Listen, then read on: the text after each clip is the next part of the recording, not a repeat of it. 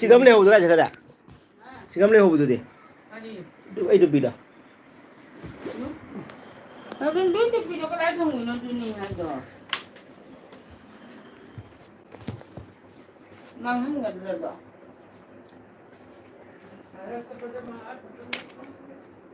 ꯑꯩꯗꯣ ꯆꯠꯂꯨꯝꯅ ꯊꯝꯕꯅꯤꯗ ꯑꯩꯅ ꯁꯨꯝ ꯅꯥꯅꯨ ꯁꯥꯟꯅꯕꯅꯤ ꯀꯥꯔꯛ ꯈꯨꯔꯛꯇ ꯇꯥꯕꯅꯤ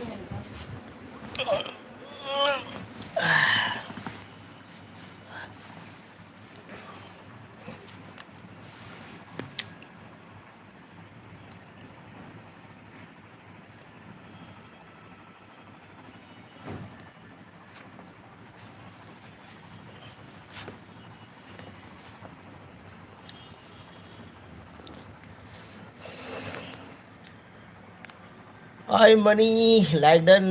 thank you kenyang jage money bro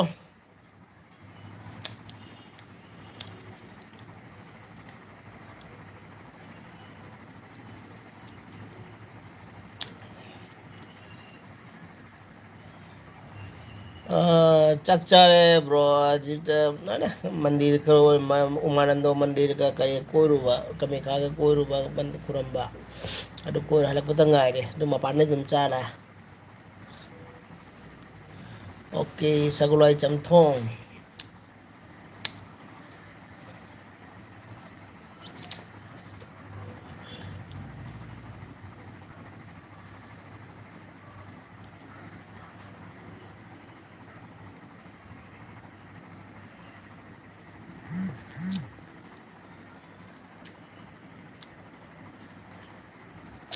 masih thaba kadro si bro de thaba kadro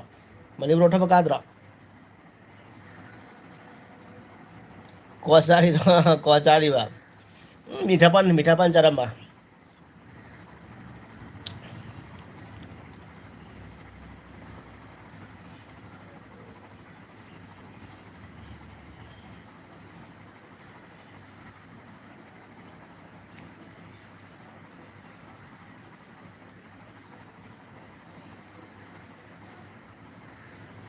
आजाने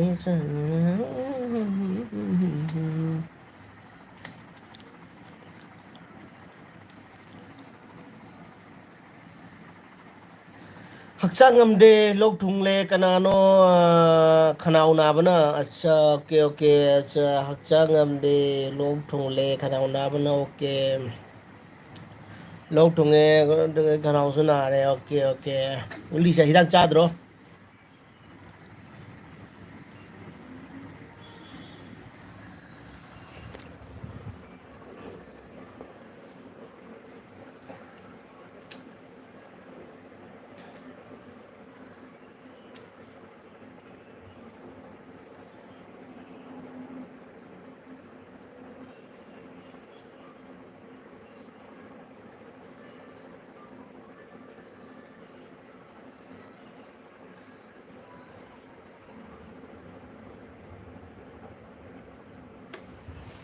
Cham gure ke hक्चांग ngамdaba bro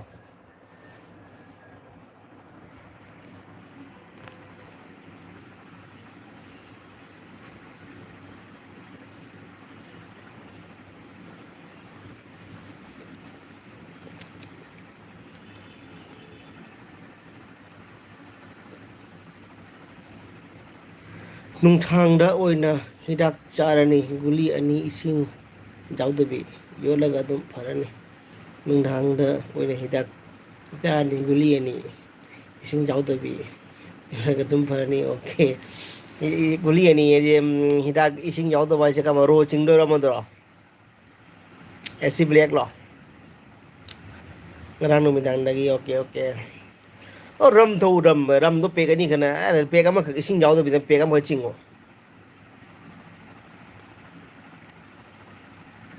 दो pack लगा दो बस बिना पानी का ब्रो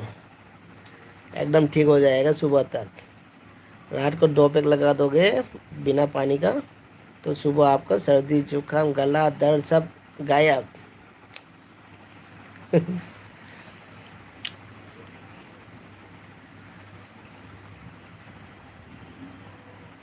मेरा घरेलू नुस्खा कैसा है दवाई घरेलू उपाय गला गला में दर्द, सर्दी जुकाम गायब होने के लिए 2 पैक मारने का बिना पानी का,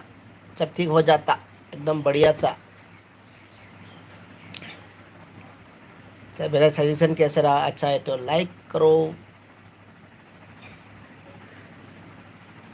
युमनान मोहन ब्लॉग नहीं रे लोग ठुंबई हिदाकती। थैंक यू सो मच युमनान ब्लॉग आईगी एलबी लाकी भाई दमा thank you so much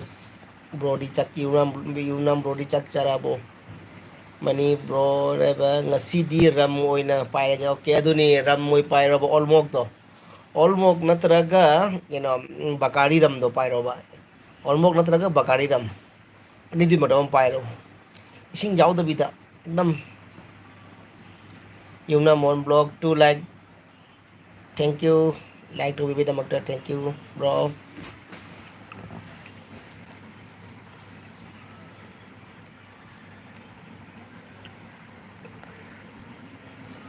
mani yumna mohon khangjal lo no kana bani khangjal lo kana bani mani bro na yumna bro da ba khangna bani kana bani bro ai gi su support to bio ko ai new hangjabani bro yumnan mohon blog ai ga nangari connect le rang mani ne kai di nangi notification ngo de hek lai ba nangi notification ngo da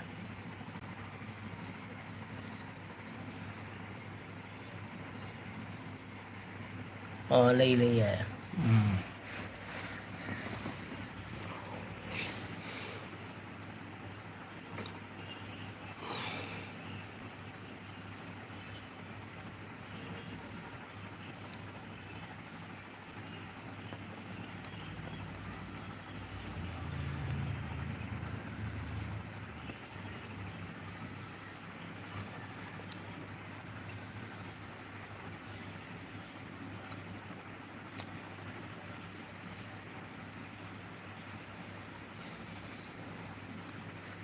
bro mani khangjen bana fei ko ha ha ai nok sa le oi lok thunga de ba ekdam ram ni कोई लोग का थूंगा दे बा लोग करूँ गाजी को हिदा का चाह देता बे रम पे करनी का पैसा लने बा एकदम दोनी डन एकदम डन डन डना डन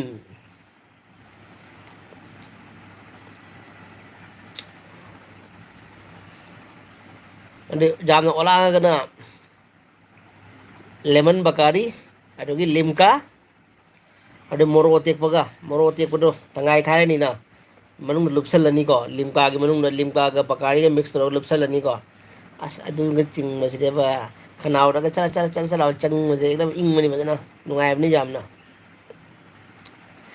और लेमन बकारी पीने का तरीका हाँ रेसिपी लेमन बकारी रेसिपी मैं बताने वाला हूँ मिल्क ना सुगर लगा हेक्ता मिट मिट ना सुगर लगा हेक्ता अदुनी मोहन ब्रो अदुना ये हम यूना दुगगे ये मना लेमन बकारी कैसे पीना है उसका रेसिपी मैं बताने वाला हूँ अभी जैसे कि लेमन बकारी जो है 2 पैक लेने का एक ही बार में 2 पैक लेने का ग्लास में उसमें डाल देना है 200 ml 150 से 200 ml लिमका फिर उसमें मिला देना है मिट सोडा सोडा सोडा डालने का 100 ml उसके अंदर हरी मिर्च को लंबा सा काट के उसके अंदर डुबा देने का फिर गड़ गड़ गड़ गड़ गड़ गड़ पीने का आहा मज़ा आ जाएगा एकदम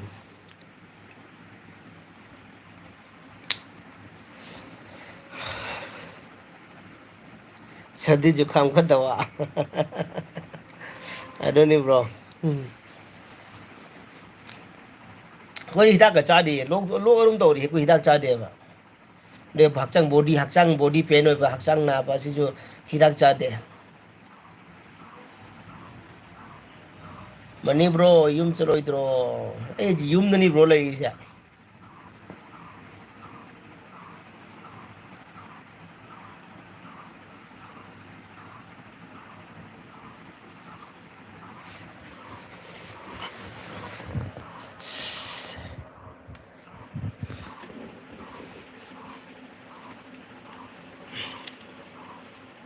ब्रो से यूम कदाइगिनो अइसिरो अइसे चिंगनो लगाइनेबको अइसे अखोई Kasar चिंगनो लगाइगिनी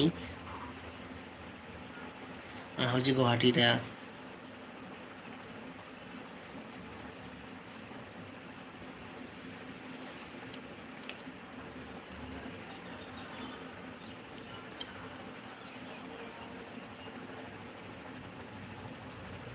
oh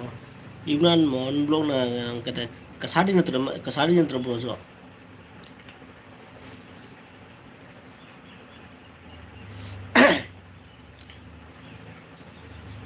mani bro na Guwahati daro mani bro ai Guwahati de ne hote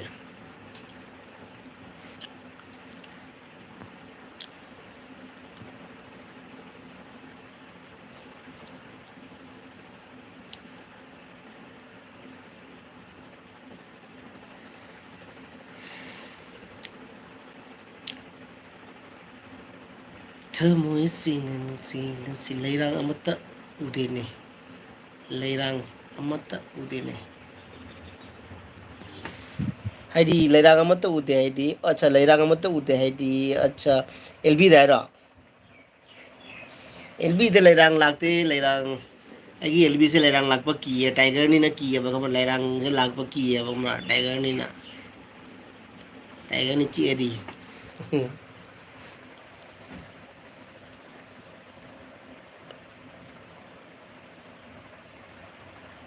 Yumna mon bro bro ye mukho age like toge lakpani ai iru ge chak su sarage okay bro thake ekdam bilkul sahi sahi chak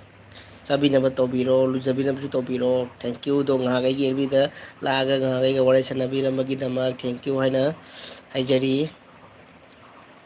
ai su bro gi mata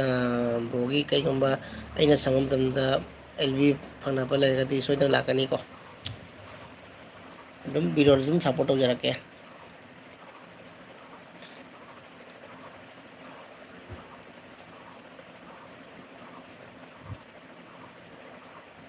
mani mo ba ngay ba LB se okay ha dune bang leirang kau siro leirang lo kau su jai bro kau ra lag ba si talli re kau da bidal lag da nungai be le kau ra lag ba si talle ba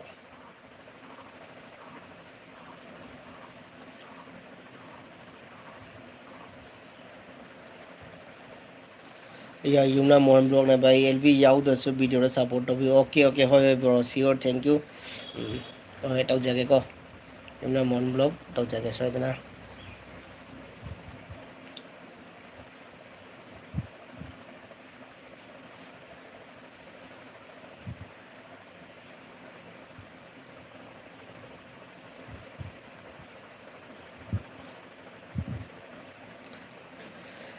mani mo bang thabak chilam gani chak thung na bagi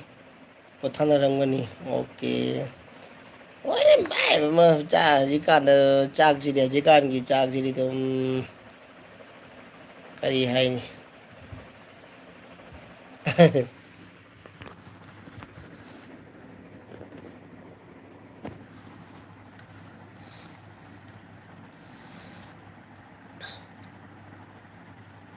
Babu KMC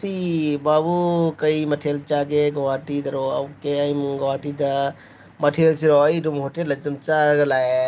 हवाई थोंबा अमा पनी थोंबा अमा दुगागी आलू ngौबा अमा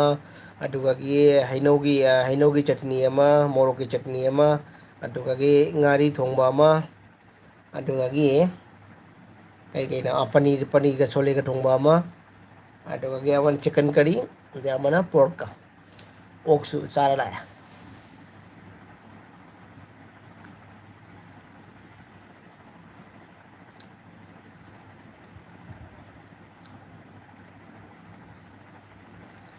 babu mamoy litro moy hippy moy tummi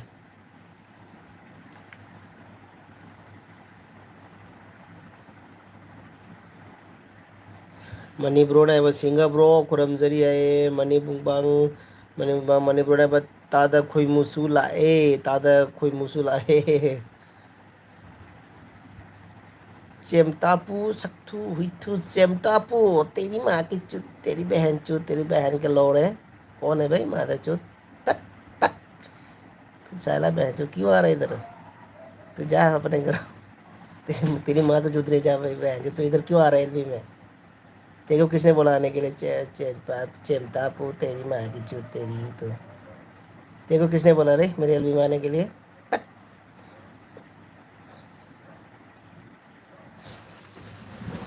तेरी नानी का चोदू mother चोद।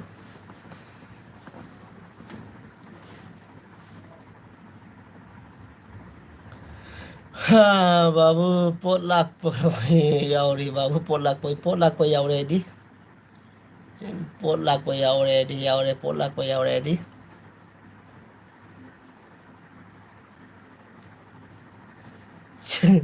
मनी मुबाने बेचम तापू लाओ कक्के नंगी सकठू दो। हाँ उसको काट के खा लूंगा भी उसको ना, चावल के ऊपर ना उसको एकदम भिगा के रखूंगा, गर्म पानी के ऊपर उबाल के खा लूंगा उसको भी, मजा आता है।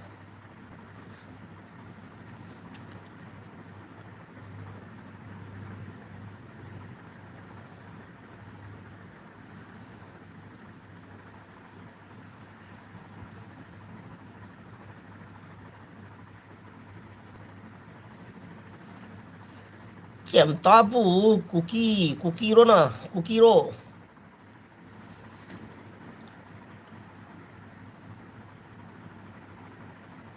Ayo ne kukiro na ayo.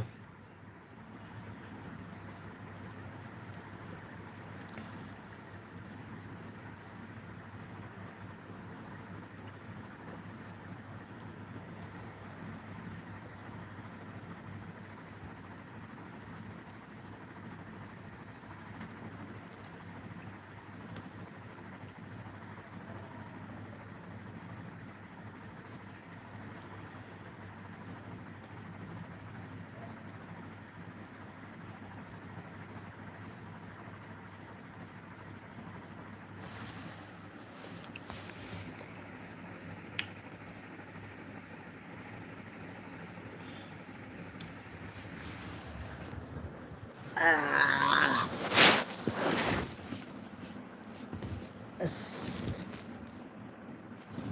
Ah.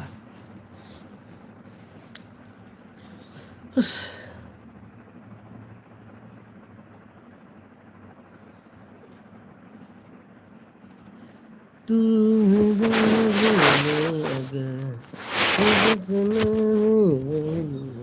कर लूं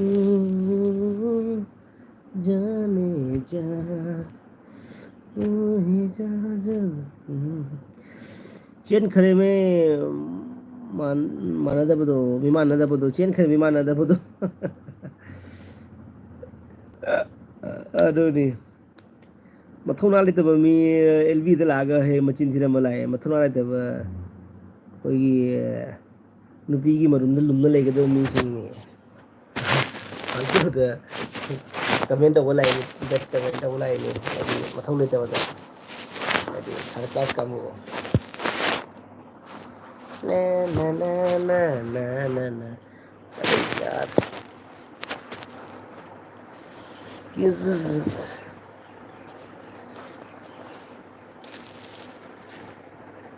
सरदार चन्नू ब्लॉग 3 लाइक डन आर्मी thank you Sardar ji thank you मनी मुबांगनो सरदार से hi Sardar ji thank you so much गिलबी लाकबी दमकता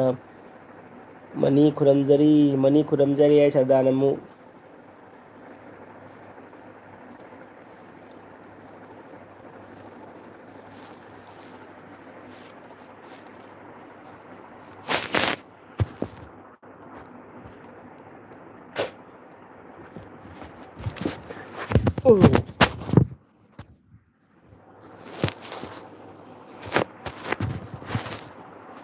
आर्मी के एमसी आई ngasi mapana hotel dum chare ko aduna mathena jame nga thongba ngari thongba amdugagi haino metpi haino chutney adugi alu metpi ok thongba jen thongba chak adugagi hawai thongba pani thongba loi sure alu kang loi sure mathen jame mogi mathen do ꯑꯁꯥꯃꯤꯁꯀꯤ ꯔꯦꯁꯇꯨꯔꯦꯟꯗꯅꯦꯕ ꯑꯗꯨꯅ ꯃꯊꯦꯜꯗꯣ ꯌꯥꯝꯃꯦ ꯃꯣꯏꯒꯤꯁꯨ ꯑꯗꯣ ꯁꯤꯁꯇꯔꯗꯤ ꯀꯩ ꯆꯥꯒꯦ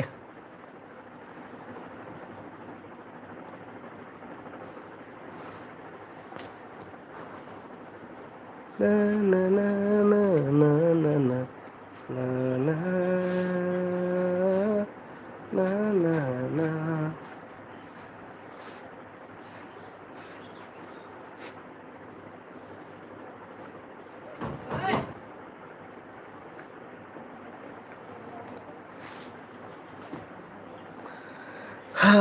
ꯁꯤ ꯌꯥꯝꯃꯤꯗ ꯂꯣꯏꯅ ꯆꯥꯕ ꯉꯝꯕ꯭ꯔꯣ ꯉꯝꯃꯤ ꯈꯔ ꯈꯔ ꯑꯗꯨꯝ ꯍꯣꯇꯦꯜꯅꯤꯅ ꯑꯗꯨꯝ ꯈꯔ ꯈꯔ ꯑꯗꯨꯝ ꯍꯥꯞꯄꯛꯄꯅꯦꯕ ꯑꯗꯨꯝ ꯆꯥꯕ ꯉꯝꯃꯦ ꯑꯗꯣ ꯌꯦꯟ ꯊꯣꯡꯕꯒ ꯑꯣꯛ ꯊꯣꯡꯕꯒꯗꯤ ꯑꯗꯨꯗꯤ ꯑꯗꯨꯝ ꯃꯥꯒꯤ ꯍꯥꯐ ꯀꯩꯀꯥ ꯐꯨꯜ ꯄ꯭ꯂꯦꯠ ꯍꯥꯐ ꯄ꯭ꯂꯦꯠ ꯍꯥꯏꯅ ꯂꯩꯅ ꯑꯗꯨ ꯑꯗꯨꯝ ꯄꯤꯔꯛꯑꯦ ꯑꯇꯩꯒꯤꯗꯤ ꯑꯗꯨꯝ ꯈꯔ ꯈꯤꯇꯪ ꯈꯤꯇꯪꯗꯤ ꯑꯗꯨꯝ ꯆꯥꯕ ꯉꯝꯃꯤ ꯑꯗꯣ ꯁꯤꯁꯇꯔꯅ ꯌꯦꯟ ꯊꯣꯡꯕ ꯏꯔꯣꯝꯕ ꯆꯥꯕ ꯑꯣꯀꯦ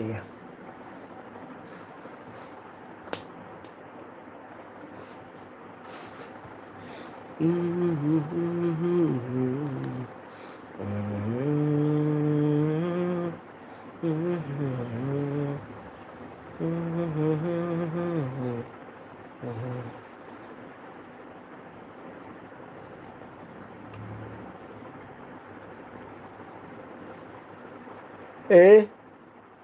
क्या चाहिए हाँ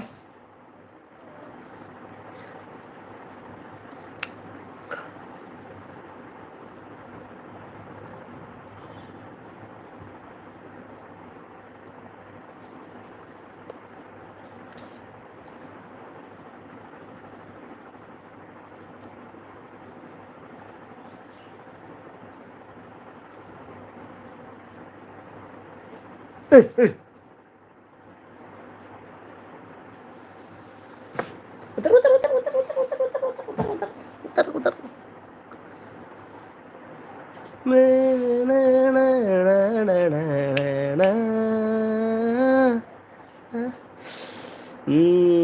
ꯄꯨꯡꯈꯥꯏ ꯑꯃ ꯐꯥꯒꯗꯕ ꯃꯤꯅꯤꯠ ꯅꯤꯄꯥꯟ ꯈꯛꯇ ꯉꯥꯏꯔꯦ ꯄꯨꯡ ꯅꯤꯄꯥꯟ ꯈꯛꯅꯤ ꯃꯤꯅꯤꯠ ꯅꯤꯄꯥꯟ ꯈꯛꯇ ꯉꯥꯏꯔꯦ ꯃꯤꯅꯤꯠ ꯅꯤꯄꯥꯟꯁꯦ ꯐꯥꯔꯒ ꯄꯨꯡꯈꯥꯏ ꯑꯃ ꯐꯥꯔꯒ ꯑꯩꯒꯤ ꯑꯦꯜꯕꯤꯁꯦ ꯑꯣꯐ ꯇꯧꯔꯅꯤ ꯑꯩꯁꯨ ꯇꯨꯝꯅꯤꯡꯕꯅ ꯂꯣꯏꯔꯦ ꯉꯥꯏꯍꯥꯛ ꯇꯨꯝꯈꯤꯒꯦ ꯑꯌꯨꯛꯁꯨ ꯉꯟꯅ ꯍꯧꯒꯠꯄꯅꯤꯅ ꯑꯌꯨꯛꯇ ꯉꯟꯅ ꯍꯧꯒꯠꯂꯛꯄꯅꯤꯅ ꯑꯗꯨꯅ ꯇꯨꯝꯅꯤꯡꯕꯅ ꯂꯣꯏꯔꯦ ꯉꯁꯤꯗꯤ ꯋꯥꯔꯦ ꯈꯔ ꯀꯣꯏꯔꯨꯕꯒꯤ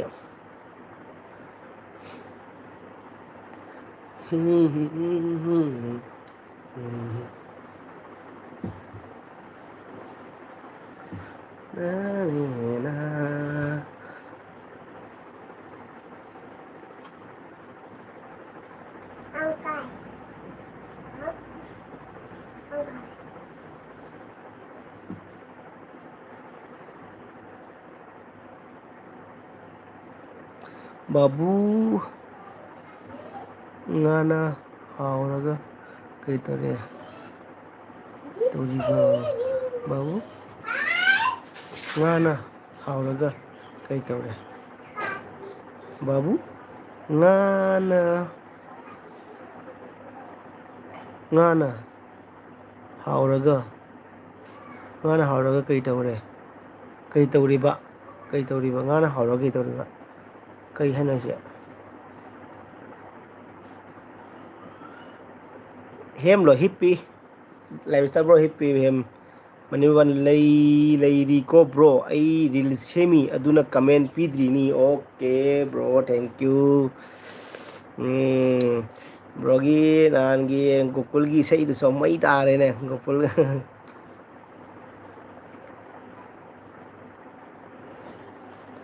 ꯀꯩꯅꯣ ꯂꯥꯏꯐ ꯏꯁꯇꯥꯏꯜ ꯕ꯭ꯔꯣ ꯅꯪꯅ ꯍꯥꯏꯁꯦ ꯀꯔꯤ ꯍꯥꯏꯅꯣ ꯉꯥꯅ ꯍꯥꯎꯔꯒ ꯀꯩ ꯇꯧꯔꯦ ꯕꯥꯕꯨ ꯑꯁꯤꯁꯦ ꯚꯥꯞ ꯇꯥꯗ꯭ꯔꯦ ꯀꯔꯤ ꯍꯥꯏꯕ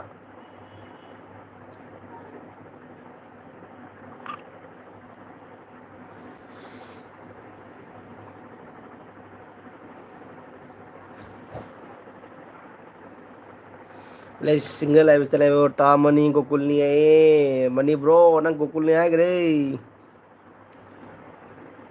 ꯃꯤ ꯒꯣꯀꯨꯜ ꯍꯥꯏꯅ ꯚꯥꯏꯔꯦꯜ ꯆꯠꯂꯤꯃꯤ ꯀꯩꯅꯣ ꯇꯥꯃꯅꯤꯗꯤ ꯁꯤꯡꯒꯜ ꯕ꯭ꯔꯣ ꯍꯥꯏꯗ ꯅꯣꯛꯁꯜꯂꯛꯑꯦꯗꯣ ꯆꯨꯝꯗ꯭ꯔꯣ ꯃꯣꯔꯅꯤꯡꯗ ꯍꯥꯎꯔꯒ ꯀꯩ ꯇꯧꯔꯤꯕ ꯍꯥꯏꯕ ꯑꯕꯨ ꯃꯣꯔꯅꯤꯡꯗ ꯍꯧꯔꯒ ꯀꯩ ꯇꯧꯔꯦ ꯕꯥ ꯀꯩ ꯇꯧꯔꯤꯕ ꯍꯥꯏꯕ ꯕꯥꯕꯨ ꯑꯁ ꯃꯣꯔꯅꯤꯡꯗ ꯍꯧꯔꯒ ꯑꯁ ꯑꯌꯨꯛ ꯉꯟꯅ ꯍꯧꯒꯠꯂꯦꯗꯅ ꯑꯌꯨꯛ ꯉꯟꯅ ꯍꯧꯒꯠ ꯂꯨꯖ ꯈꯣꯠꯆ ꯇꯧꯔꯒ ꯂꯥꯏ ꯈꯨꯔꯨꯝꯕ ꯆꯠꯂꯨꯕꯀꯣ ꯀꯃꯤꯈꯥ ꯏꯃꯥ ꯈꯨꯔꯝꯃꯨꯔꯦ ꯑꯗꯨꯒ ꯑꯩꯈꯣꯏꯒꯤ ꯎꯃꯥꯅꯟꯗꯣ ꯃꯍꯥꯗꯦꯕꯀꯤ ꯇꯦꯝꯄꯜ ꯂꯩꯕꯗꯣ ꯏꯁꯤꯡ ꯃꯌꯥꯏꯗ ꯑꯗꯨꯁꯨ ꯆꯠꯂꯨꯔꯦꯕ ꯑꯗꯨꯒꯤ ꯑꯗꯣ ꯍꯧꯖꯤꯛꯇ ꯍꯜꯂꯛꯄꯗ ꯉꯥꯏꯔꯦꯕꯀꯣ ꯍꯜꯂꯛꯑꯒ ꯑꯗꯨꯝ ꯆꯪꯉꯒ ꯉꯥꯏꯍꯥꯛ ꯄꯣꯊꯥꯔꯒ ꯑꯗꯨꯝ ꯑꯦꯜꯕꯤ ꯊꯥ ꯌꯦꯡꯉꯤꯅꯦꯕꯀꯣ ꯑꯩ ꯑꯗꯨꯝ ꯀꯅꯥ ꯀꯅꯥ ꯁꯨꯝ ꯃꯤ ꯂꯥꯛꯄ꯭ꯔꯥ ꯌꯦꯡꯒꯦ ꯍꯥꯏꯅ ꯁꯤꯡꯒꯜ ꯂꯥꯏꯐ ꯁ꯭ꯇꯥꯏꯜ ꯕ꯭ꯔꯣꯅꯔ ꯇꯥꯃꯅꯤ ꯅꯦ ꯅꯦ ꯅꯦ ꯅꯦ ꯅꯦ ꯅꯦ ꯅꯦ ꯃꯅꯤ ꯃꯨꯛꯕꯥꯡ ꯑꯦꯛꯗꯝ ꯒꯨꯒꯜꯁꯀ ꯎꯠꯈꯥꯏꯔꯦ ꯖꯒꯣꯏꯒ ꯁꯥꯒꯠꯂꯦ ꯑꯗꯣ ꯁꯤꯁꯇꯔꯁꯨ ꯌꯥꯎꯔ ꯃꯥꯜꯂꯦ ꯖꯒꯣꯏ ꯁꯥꯕꯁꯦ ꯃꯥꯒꯤ ꯏꯃꯣꯁꯤꯗ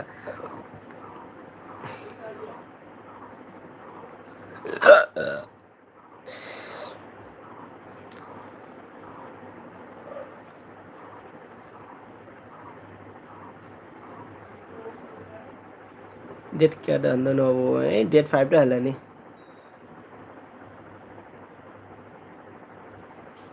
ꯗꯦꯠ 5ꯇ ꯍꯜꯂꯅꯤ ꯁꯤꯡꯒꯜ ꯂꯥꯏꯐ ꯁ꯭ꯇꯥꯏꯜ ꯕ꯭ꯔꯣ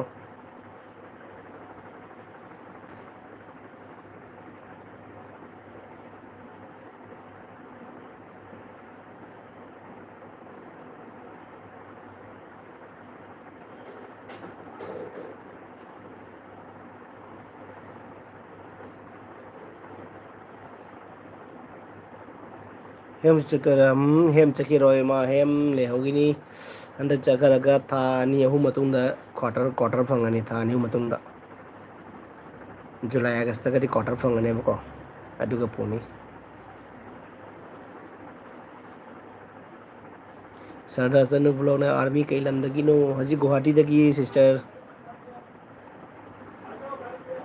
ꯁꯔꯗꯥ ꯑꯦꯁ ꯒꯨꯍꯥꯇꯤꯗꯒꯤ ꯑꯁꯤꯠ ꯅꯥꯎꯔꯦꯝ ꯕ꯭ꯂꯣꯛ ꯏꯆꯦ ꯋꯦꯜꯀꯝ ꯑꯩꯒꯤ ꯑꯦꯜꯕꯤꯗ ꯂꯥꯛꯄꯤꯕꯒꯤꯗꯃꯛꯇ 5 ꯂꯥꯏꯛ ꯗꯟ ꯀꯤꯡ ꯊꯦꯡꯛ ꯌꯨ ꯁꯣ ꯃꯆ ꯏꯆꯦ ꯏꯆꯦꯗꯤ ꯀꯦ.ꯑꯦꯝ.ꯁꯤ ꯏꯆꯦꯒꯤ ꯑꯥꯂꯨꯗꯝꯗꯣ ꯃꯑꯣꯡ ꯇꯥꯈ꯭ꯔꯦ ꯃꯩ ꯍꯧꯔꯦ ꯑꯥꯂꯨꯗꯝꯗ ꯏꯕꯥꯏꯅ ꯍꯥꯎꯔꯦ ꯍꯥꯎꯔꯦꯅ ꯃꯛ ꯍꯥꯏꯕꯗꯨ ꯁꯃꯨꯗ꯭ꯔꯨꯒꯤ ꯑꯦꯛꯗꯝ ꯁꯃꯨꯗ꯭ꯔꯨꯒꯤ ꯏꯄꯣꯝꯅ ꯍꯥꯏꯕ ꯑꯗꯨꯃꯥꯏꯅ ꯑꯦꯛꯗꯝ ꯍꯥꯏꯕ ꯋꯥꯅꯤ ꯉꯛꯁꯝꯗꯣ ꯎꯔꯨ ꯇꯧꯅ ꯍꯥꯏꯌꯦ ꯌꯥꯝ ꯐꯖꯈ꯭ꯔꯦ ꯀꯤꯡ ꯀꯦ.ꯑꯦꯝ.ꯁꯤ ꯁꯔꯗꯥ ꯀꯦ.ꯑꯦꯝ.ꯁꯤ ꯍꯥꯏꯌꯦꯀꯣ ꯁꯤꯡꯒꯜ ꯂꯥꯏꯐ ꯁ꯭ꯇꯥꯏꯜꯅ ꯁꯤꯡꯒꯜ ꯂꯥꯏꯐ ꯁ꯭ꯇꯥꯏꯜ ꯔꯣꯅꯦꯕ ꯆꯦ ꯑꯁꯤꯠ ꯍꯥꯏ ꯑꯁꯤꯠ ꯅꯥꯎꯔꯦꯝꯅ ꯀꯦ.ꯑꯦꯝ.ꯁꯤ ꯀꯤꯡ ꯀꯦ.ꯑꯦꯝ.ꯁꯤ ꯑꯩꯒꯤ ꯃꯊꯦꯜ ꯌꯥꯝꯃꯦ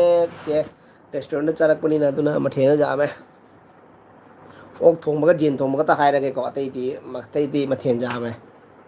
ꯑꯥꯂꯨ ꯊꯣꯡꯕꯗꯒꯤ ꯀꯥꯡꯉꯧꯗꯒꯤ ꯑꯃꯦꯠꯄꯤꯗꯒꯤ ꯆꯠꯅꯤꯗꯒꯤ ꯄꯅꯤꯔ ꯊꯣꯡꯕ ꯂꯣꯏ ꯁꯨꯔꯦ Silchar ꯒꯨꯋꯥꯍꯥꯇꯤꯅꯤ ꯕꯥꯕꯨꯁꯦ Silchar ꯒꯨꯋꯥꯍꯥꯇꯤꯅꯤ ꯕꯥꯕꯨꯁꯦ single Silchar ꯒꯨꯋꯥꯍꯥꯇꯤꯅꯤ ꯕꯥꯕꯨꯁꯦ Khura but ꯈꯥꯂꯨ ꯍꯥꯍꯥ ꯑꯥꯔꯃꯤ ꯀꯩꯅꯣ ꯁꯤꯁꯇꯔ ꯅꯣꯛꯂꯛꯏꯁꯤꯅ ꯑꯆꯥꯅꯛ ꯅꯣꯛꯂꯛꯏꯁꯤ ꯀꯩꯒꯤꯅꯣ ꯁꯤꯡꯍ ꯏꯅꯥꯎꯅꯨꯄꯥ ꯊꯦꯡꯀ꯭ꯌꯨ ꯁꯔꯗꯥꯅ ꯍꯥꯍꯥ ꯑꯥꯔꯃꯤ ꯅꯣꯛꯁꯜꯂꯛꯑꯦ ꯁꯤꯡꯒꯜ ꯂꯥꯏꯐ ꯁ꯭ꯇꯥꯏꯜ ꯔꯣꯅꯔ ꯍꯥꯎꯅꯤꯀꯣ ꯁꯔꯗꯥ ꯍꯥꯎꯅꯤꯀꯣ ꯁꯔꯗꯥ ꯀꯔꯤ ꯏꯟꯖꯥꯡ ꯆꯥꯅꯤ ꯍꯥꯏꯈꯤꯕꯅꯦ ꯌꯦꯟ ꯊꯣꯡꯕ ꯏꯔꯣꯝꯕ ꯔꯣꯛ ꯑꯠꯆꯥ ꯑꯣꯀꯦ ꯑꯥ ꯑꯁꯤꯠ ꯀꯤꯡ ꯅꯪꯅ ꯉꯥꯡꯕꯁꯦ ꯆꯦꯗꯤ ꯌꯥꯝ ꯅꯣꯛꯏꯀꯣ ꯑꯗꯨꯅꯤ ꯁꯤꯁꯇꯔ ꯑꯗꯨꯅꯤ ꯑꯩꯗꯤ ꯈꯔ ꯁꯨꯝ ꯅꯣꯛꯅꯕꯁꯨ ꯈꯔ ꯉꯥꯡꯍꯟꯕꯀꯣ ꯑꯩꯗꯤ ꯈꯔ ꯉꯥꯡꯍꯟꯕ ꯅꯣꯛꯅꯕꯒꯤ ꯑꯗꯨꯅ ꯅꯣꯛꯍꯟꯕ ꯁꯔꯗꯥꯆꯟ ꯑꯗꯨꯅ ꯑꯩꯗꯤ ꯃꯤꯒꯤ ꯀꯃꯦꯟꯗꯅꯦ ꯑꯩꯗꯤ ꯎꯜꯇꯥ ꯄꯜꯇꯥ ꯀꯃꯦꯟꯇꯅꯤ ꯄꯤꯔꯤꯁꯦ ꯑꯩꯗꯤ ꯑꯆꯨꯝꯕ ꯑꯃꯕꯨ ꯀꯃꯦꯟꯇ ꯄꯤꯔꯣꯏ ꯎꯜꯇꯥ ꯄꯜꯇꯥ ꯀꯃꯦꯟꯇ ꯃꯤꯅ ꯄꯥꯔꯒ ꯅꯣꯛꯀꯗꯕ ꯃꯑꯣꯡ ꯑꯗꯨꯒꯨꯝꯕ ꯀꯃꯦꯟꯇꯅꯤ ꯄꯤꯔꯤꯁꯦ ꯅꯣꯔꯃꯦꯜ ꯑꯁ ꯐꯖꯩꯍꯦ ꯍꯥꯎꯔꯅꯤ ꯍꯥꯏꯔꯒꯅꯦ ꯇꯜꯂꯦꯕꯀꯣ ꯅꯣꯛꯍꯟꯕꯅꯦ ꯀꯃꯦꯟꯗꯣ ꯊꯦꯡꯀ꯭ꯌꯨ ꯏꯆꯦ ꯀꯤꯡ ꯁꯤ ꯄꯥꯔꯦ ꯌꯥꯝ ꯍꯥꯎꯏꯕꯣ ꯁꯔꯗꯥꯅ ꯌꯥꯝ ꯍꯥꯎꯏ ꯋꯥꯏꯌꯦ rock style life style bro ꯁꯤꯡꯒ ꯀꯦ.ꯑꯦꯝ.ꯁꯤ ꯍꯥꯏꯌꯦ ꯅꯥꯎꯔꯦꯝ ꯏꯆꯦꯅ ꯆꯦ ꯑꯁꯤꯠ ꯅꯥꯏꯕ ꯀꯦ.ꯑꯦꯝ.ꯁꯤ ꯇꯧꯗꯔꯦꯗ ꯆꯦ ꯁꯤꯠ ꯀꯦ.ꯑꯦꯝ.ꯁꯤ ꯇꯧꯗ꯭ꯔꯦꯗ ꯔꯣꯛꯅ ꯍꯥꯏꯕ ꯆꯦ ꯁꯤꯠ ꯀꯦ.ꯑꯦꯝ.ꯁꯤ ꯍꯥꯏꯌꯦ ꯁꯔꯗꯥ ꯆꯅꯨꯅ ꯁꯔꯗꯥꯔꯖꯅ ꯍꯥꯍꯥ ꯅꯣꯛꯊꯣꯛꯀꯦ ꯏꯃꯥꯏ ꯅꯣꯛꯊꯣꯛꯑꯣ ꯁꯔꯗꯥꯔ ꯆꯤꯆꯦ ꯅꯣꯛꯊꯣꯛꯑꯣ ꯅꯣꯛꯀꯗꯕꯅꯦ ꯑꯩꯒꯤ ꯑꯦꯂꯤꯕꯤꯗ ꯅꯣꯛꯇ꯭ꯔꯗꯤ ꯀꯅꯥꯒꯤ ꯑꯦꯂꯤꯕꯤꯗ ꯅꯣꯛꯀꯅꯤ ꯑꯩꯁꯨ ꯌꯥꯎꯅ ꯅꯣꯛꯀꯦ ꯍꯥ ꯍꯥ ꯕꯥꯕꯨ ꯑꯩ ꯖꯒꯣꯏꯒ ꯁꯥꯒꯠꯂꯦ ꯂꯥꯏꯐ ꯏꯁꯇꯥꯏꯜꯁꯦ ꯀꯩꯅꯣ ꯍꯥ ꯁꯔꯗꯥ ꯁꯥꯔ ꯂꯥꯏꯐ ꯏꯁꯇꯥꯏꯜ ꯁꯔꯗꯥ ꯍꯥꯏꯔꯒ ꯅꯣꯛꯁꯜꯂꯛꯑꯦ ꯀꯔꯤꯒꯤ ꯁꯤꯡꯒꯥ ꯑꯁꯤ ꯀꯔꯤꯒꯤ ꯁꯤꯡꯒꯥ ꯍꯥꯏꯔꯦ ꯅꯪꯅ ꯊꯣꯡꯕ ꯆꯥꯏꯌꯦ ꯁꯔꯗꯥ ꯑꯁ ꯅꯪꯅ ꯊꯣꯡꯕ ꯉꯥ ꯊꯣꯡꯕ ꯆꯥꯏꯌꯦ ꯁꯔꯗꯥ ꯍꯥꯏꯕ ꯉꯥ ꯊꯣꯡꯕ ꯆꯥꯏ ꯁꯤꯡꯒꯜ ꯂꯥꯏꯐ ꯏꯁꯇꯥꯏꯜ ꯆꯦ ꯁꯤꯠ ꯋꯥꯠꯂꯤ ꯍꯥꯏꯕ ꯋꯥꯠꯂꯤ ꯍꯥꯏꯕ ꯋꯥꯠꯂꯤ ꯍꯥꯏꯕꯅꯤ ꯍꯥꯏꯕꯀꯣ ꯋꯥꯠꯂꯤ ꯍꯥꯏꯕ ꯆꯦ ꯁꯤꯠ ꯋꯥꯠꯂꯤ ꯍꯥꯏꯕ ꯆꯦ ꯋꯥꯠꯂꯤ ꯍꯥꯏꯕ ꯆꯦ ꯑꯠꯆꯥ ꯁꯔꯗꯥ ꯆꯅꯨꯅ ꯕ꯭ꯂꯣꯛ ꯑꯃꯨꯛ ꯅꯣꯛꯊꯣꯛꯀꯦ ꯍꯥ ꯍꯥ ꯍꯥ ꯍꯥ ꯍꯥ ꯍꯥ ꯅꯣ ꯅꯣ ꯁꯔꯗꯥ ꯆꯅꯨ ꯅꯣ ꯄꯦꯟꯅ ꯅꯣ ꯁꯤꯁꯇꯔꯗꯤ ꯑꯣ ꯁꯤꯡꯒ ꯃꯅꯦꯕꯥꯎ ꯔꯕꯤ ꯕ꯭ꯔꯣ ꯑꯩ ꯊꯣꯛꯂꯒꯦ ꯃꯅꯤ ꯕ꯭ꯔꯣ ꯊꯣꯛꯈꯤꯅꯨꯗ ꯂꯩꯌꯨꯗ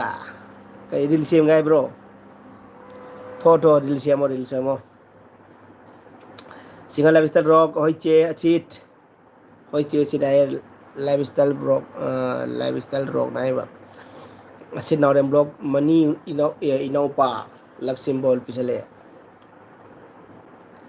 ꯀ꯭ꯋꯥꯁꯦ ꯆꯥꯕꯒꯤꯅꯦ ꯈꯪꯕ꯭ꯔꯥ ꯌꯥꯗ꯭ꯔꯦ ꯀ꯭ꯋꯥꯁꯦ ꯆꯥꯁꯤꯜꯂꯨꯕ ꯄꯤꯊꯥꯄꯥꯟ ꯆꯥꯔꯨꯕꯒꯤꯅꯦ ꯑꯗꯨꯝ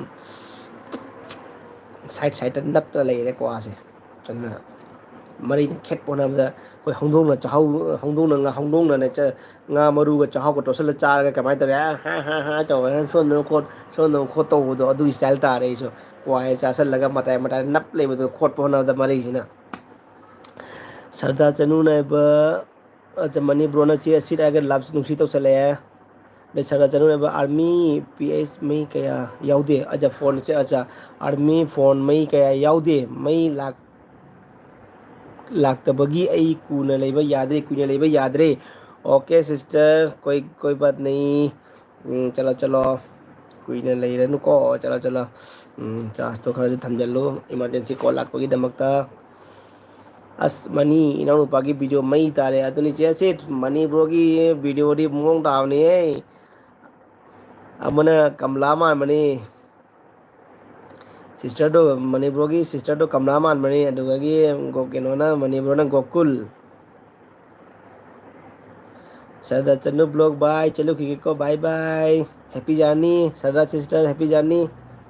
ꯁꯣꯏ ꯉꯥꯝꯅ ꯆꯠꯂꯨꯀꯣ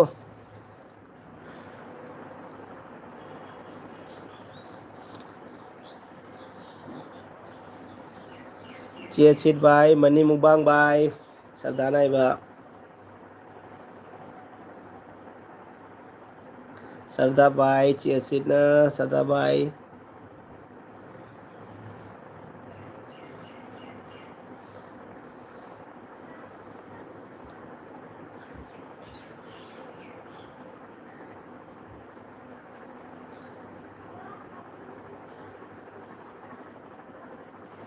ꯑꯁꯤꯠ ꯅꯥꯎꯔꯦꯝ ꯕ꯭ꯂꯣꯛꯅ ꯑꯁꯤꯠ ꯅꯥꯎꯔꯦꯝ ꯏꯆꯦꯅ ꯍꯥꯏꯕ ꯃꯅꯤ ꯌꯥꯝ ꯍꯩꯀꯣ ꯍꯥꯏ ꯃꯅꯤ ꯃꯨꯛꯕꯥꯡꯅꯁꯨ ꯍꯥꯏꯌꯦ ꯁꯔꯗꯥ ꯁꯤꯁ ꯕꯥꯏ ꯍꯥꯏꯌꯦ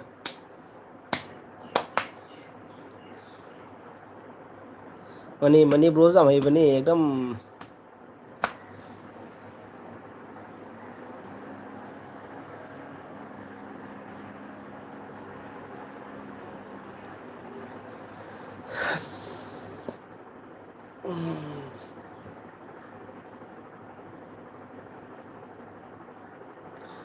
अच्छी नॉलेज से किंग जेसु ठोकागे फोन लाई ओके चे चलो चलो चलो तो ठोको ठोकपिरो सोइंगाम जाउना ठोकपिरसी को थैंक यू आई एलपी दे लकपिरबीदमक्ता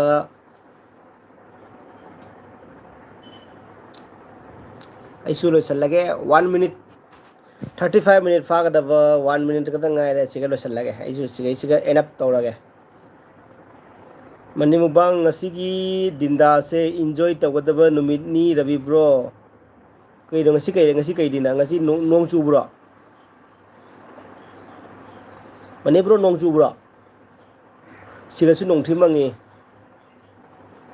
ꯅꯨꯡꯁꯥꯗꯤ ꯌꯥꯝ ꯆꯥꯗꯦ ꯑꯃꯨꯛꯁꯨ ꯁꯥꯏ ꯑꯃꯨꯛꯁꯨ ꯑꯣꯂꯥꯡꯉꯤ ꯑꯃꯨꯛꯁꯨ ꯑꯣꯂꯥꯡꯉꯤ ꯅꯣꯡꯊꯤꯁꯨ ꯃꯪꯉꯤ ꯑꯗꯨꯃꯥꯏꯅ ꯇꯧꯔꯦ ꯋꯦꯗꯔꯁꯦ ꯑꯩꯗꯤ ꯉꯁꯤ ꯑꯗꯨꯝ ꯂꯦꯃꯟ ꯕꯀꯥꯔꯤ ꯄꯥꯏꯅꯤꯗ ꯂꯦꯃꯟ ꯕꯀꯥꯔꯤꯒ ꯑꯗꯨꯗꯒꯤ ꯂꯤꯝꯀꯥꯒ ꯃꯣꯔꯣꯛ ꯑꯇꯦꯛꯄꯒ ꯄꯥꯏꯅꯤꯌꯦ ꯑꯗꯨꯗꯒꯤ ꯃꯤꯔꯒꯥ ꯃꯄꯨꯝ ꯃꯄꯨꯝ ꯊꯣꯡꯕꯒ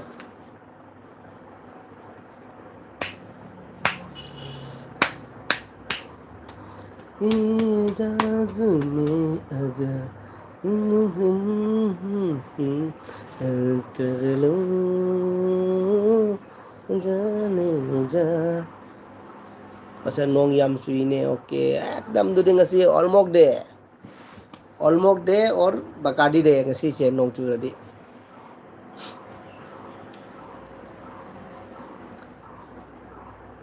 ꯗꯣ ꯃꯌꯥꯝ ꯑꯩ ꯍꯧꯖꯤꯛ ꯑꯩꯒꯤ ꯑꯦꯜ ꯕꯤ ꯁꯤꯗ ꯂꯩꯕꯤꯔꯤꯕ ꯃꯌꯥꯝ ꯃꯅꯤ ꯕ꯭ꯔꯣ ꯑꯗꯨꯒꯤ ꯃꯤ ꯃꯔꯤꯗꯤ ꯂꯩꯀꯣ ꯀꯅꯥ ꯀꯅꯥꯅꯣꯗꯤ ꯈꯪꯗ꯭ꯔꯦ ꯃꯔꯤꯗꯤ ꯂꯩ ꯃꯅꯤ ꯕ꯭ꯔꯣꯗꯤ ꯂꯩꯔꯤ ꯍꯥꯏꯕ ꯈꯪꯉꯦ ꯑꯗꯣ ꯑꯁꯤ ꯆꯦꯁꯨ ꯕꯥꯏ ꯍꯥꯏꯔꯝꯕꯅꯤ ꯑꯗꯣ ꯃꯣꯏ ꯂꯣꯏ ꯆꯠꯅꯈ꯭ꯔꯕꯅꯤꯅ ꯑꯗꯣ ꯃꯌꯥꯝ ꯂꯥꯛꯄꯤꯔꯝꯕ ꯃꯌꯥꯝ ꯄꯨꯝꯅꯃꯛꯁꯨ ꯊꯦꯡꯀ꯭ꯌꯨ ꯃꯅꯤ ꯕ꯭ꯔꯣ ꯊꯦꯡꯀ꯭ꯌꯨ ꯑꯗꯣ ꯑꯩ ꯑꯦꯜ ꯕꯤ ꯂꯣꯏꯁꯤꯜꯂꯒꯦꯀꯣ ꯊꯝꯃꯒꯦ ꯑꯝꯇꯪ ꯕꯥꯏ ꯍꯥꯏꯕꯤꯔꯛꯑꯣ